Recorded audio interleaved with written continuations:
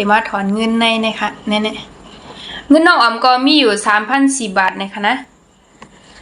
ก็ติมาถอนเงินในค่ะนะน้องออมติมานี่ลอกไล่ถอนมันเหเข้ามาด้วยจำกันค่ะนะเพราะว่าใครคู่ไล่เตะห้ำไล่เตะห้าในตัวคลิปในสุดค่ะนะโอเคเข้ามาด้วยจำกันค่ะนะเงินมันติมาเขาในค่ะนะน้องออมเตถอนจากในมาใส่ในค่ะนะก็มาดีค่าคอมมิชชั่นนะคะนะกดเข้ามาดีนะคะ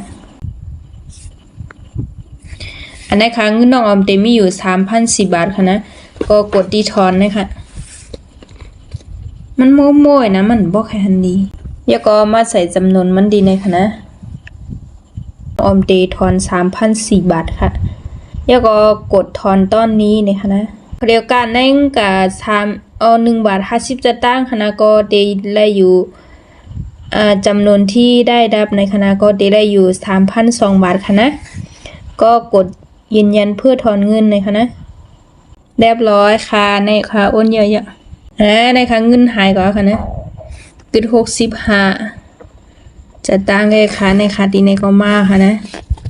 อันนี้ค่ะ 3,200 บาทแล้วค่ะนะเนี่ยดีในหมดแล้วค่ะ อันในคณะเขามายาวคาเงินเขามายาวคา3,000ในคณะเฮ็ดเตไรเตเฮ็ดเรียนไปเรียนให้คณะโอเค